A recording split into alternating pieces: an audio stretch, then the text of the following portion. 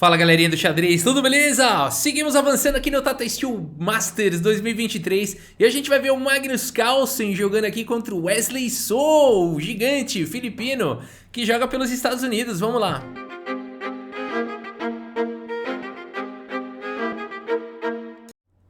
Muito bem, o Magnus Carlsen que deu uma subida na tabela, tava lá em 10º lugar, já tá em 3º, faltando agora essa e mais 2 rodadas, né? Então reta final aqui do campeonato. E pra ser bem sincero, essa partida é bem chata. Então eu vou mostrar ela e mais uma depois do Praggnanandhaa contra o Magnus Sudlu, que essa sim é bastante emocionante, tá? Que legal, Rafa, que vídeo interessante, né? Já pode pular, né? Já pode pular aqui essa parte. Mas é sério, eu vou passar bem rápido aqui pra você não ter que pular, né? Aqui eles vão trocando todas as peças, tá bom, pessoal? Então aqui o Magnus Carlsen e o Wesley So. O Wesley propôs empate, basicamente isso. E o Carlsen aceitou, né? Então aqui eles trocaram todas as peças. É claro que não é tão simples assim, né? Dá pra errar ainda em alguma posição como essa e tudo mais. Eles jogam um finalzinho aqui complicadinho, pra ser bem sincero e tal, mas...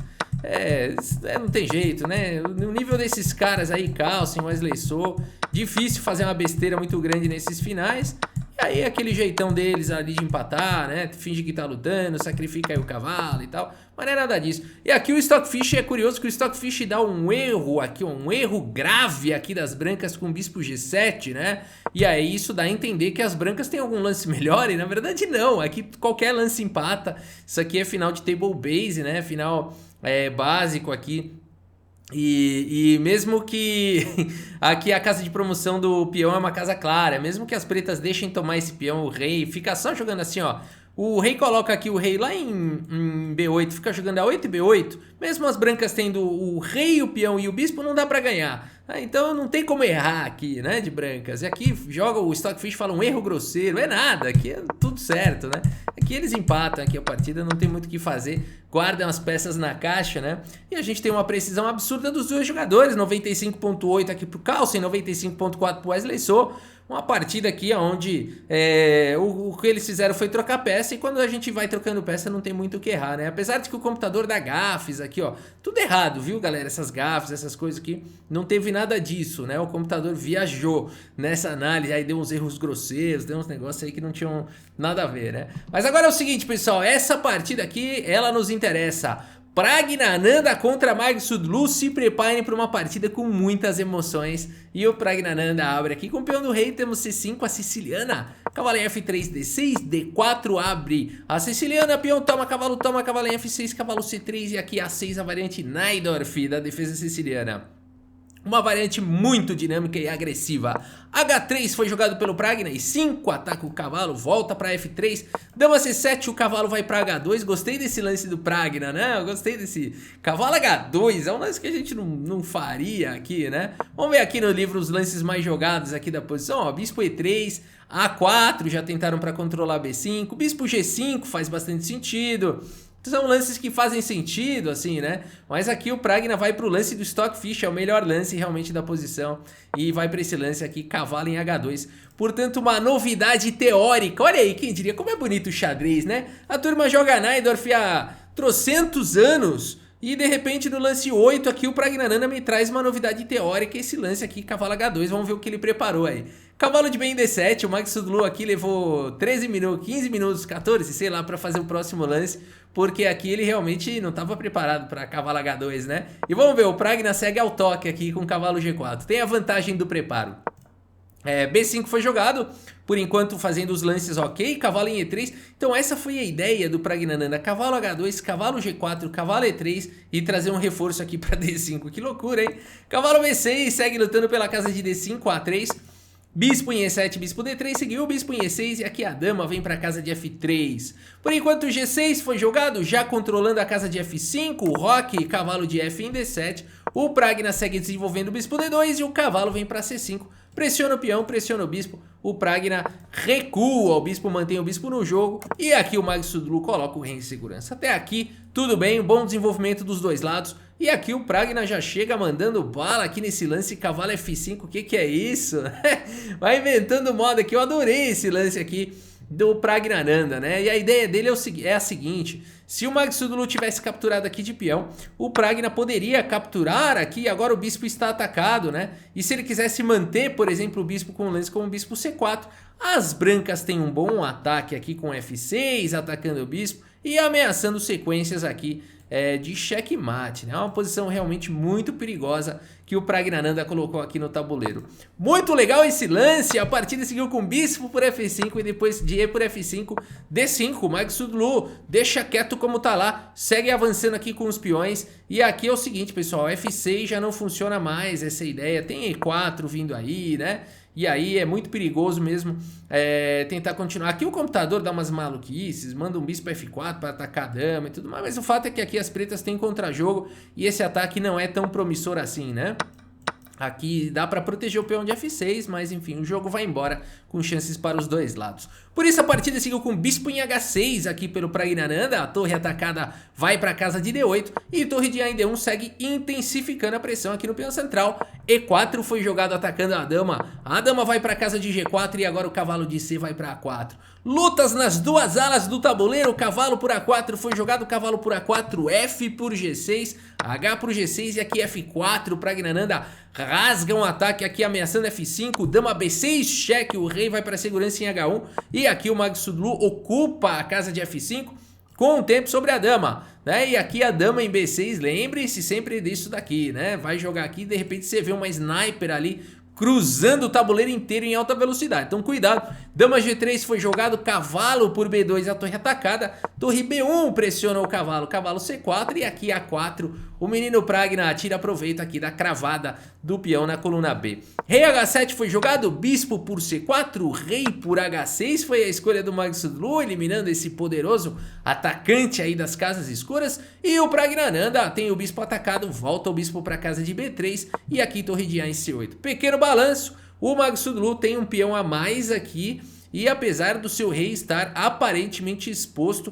não tem mais o bispo de casas escuras aqui das brancas para atacar esse rei. Ele vai ficar de certa forma seguro lá em G7 se precisar. E as pretas têm um centro muito forte, torres muito bem posicionadas e peão passado, né? Difícil aqui pro Praggnanandha. O Praggnanandha segue com A por B5, A por B5, torre de F em D1, pressionando o peão central, mas agora D4, exclama aqui pelo Magsunlu, né?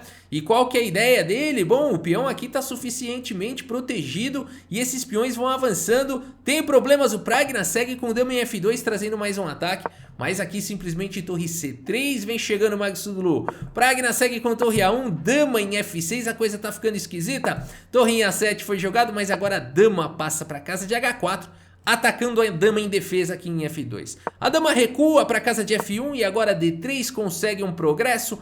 O peão aqui não pode se movimentar, se não tá caindo o bispo. O G3 foi jogado e aqui então o Magsunlu vai para uma ideia espetacular aqui. Se você quiser dar pause nessa posição e tentar encontrar um lance muito legal, se não é nem o melhor lance, é um lance muito legal, né? Porque aqui os computadores dão que o melhor lance é só tomar mesmo esse peão, deixar mesmo tomar aqui em E7, o computador e seus truques, né? Ele fala que é o melhor lance é deixar o bispo e tudo mais. É uma variante aqui bastante difícil de enxergar, né? Então não foi o lance jogado aqui na partida, mas é bem estranho mesmo, né? Mas a ideia é que se a torre volta para 7, aí toma aqui em C2 e a dama tá defendendo a torre lá em D8, né? Uma continuação aqui bem de computador mesmo, uma coisa bem esquisita, né? Torre por H3 e por aí vai. Mas aqui a partida seguiu com um lance genial aqui do Magsunlu. Espero que você tenha encontrado, esse lance é muito legal. Pode não ser o melhor, mas é o mais legal. D por C2, deixando aqui a dama, olha que legal, né? E aqui é o seguinte, a torre tá atacada, o Pragna troca agora a torre por D8 primeiro. E aqui na maior frieza do mundo, o Magsunlu recupera a torre, deixando a dama G por H4. Mas não podemos nem dizer que foi um sacrifício de dama, porque a dama aparece no outro lado do tabuleiro, aqui ela sumiu ali, apareceu aqui em C1, a partida seguiu com dama por C1, trocando torre por C1, rei G2, e a beleza está por vir, bispo por H4, Magsunlu tem um final melhor. Torre A6 foi jogado, torre C3, ataca o bispo. Bispo vai para casa de E6, ameaça capturar o peão por conta aqui da cravada. E aqui então torre C2, cheque. O rei vai para H1, bispo F6, protege o peão, né? De certa forma. Como assim, né? Que agora... bispo por F5 já não funciona, por exemplo, G por F5, torre por F6, rei G7 e as pretas têm um final com um peão a mais aqui, um final melhor. Por isso a partida seguiu aqui com bispo D7 e agora rei aqui em G7, protegendo o bispo. Aqui bispo por B5 recupera um peão, mas agora a torre F2 vai pra cima deste peão indefensável. Torre A7, cheque, rei H6, torre A6, ataca o bispo vem pra D4, bispo em E8, pressiona o peão de G6, mas agora, que bonito, que emocionante aqui essa partida, né?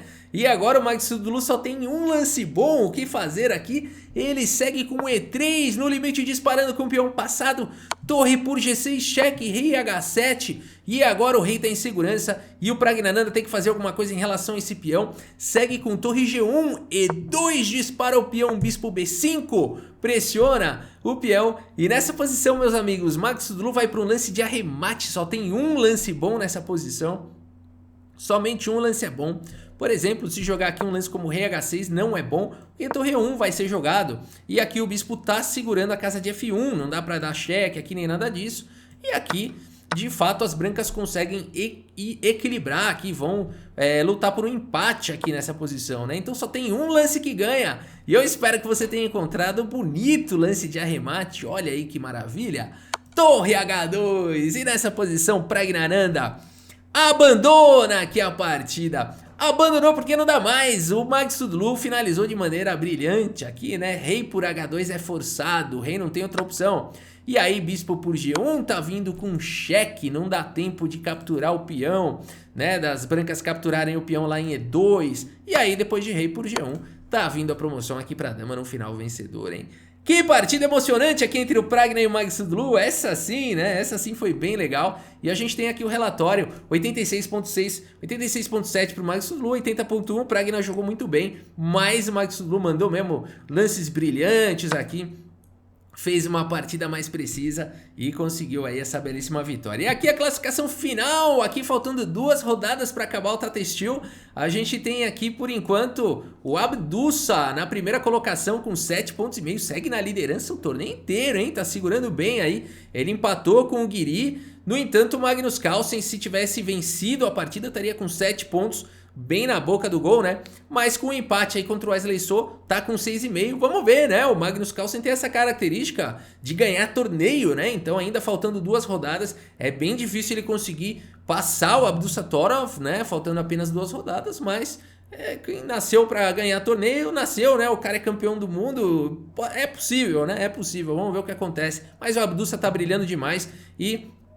o Abdussa também pode ser o campeão aí do Tata Steel Masters 2023. Vamos acompanhando aí pra ver o que acontece, né? Tá bonito de ver Guiri também jogando, tá bonito demais esse torneio. Espero que vocês tenham gostado aqui da partida e do vídeo. Muito obrigado pela sua audiência, um grande abraço pra todos vocês e até a próxima. Valeu!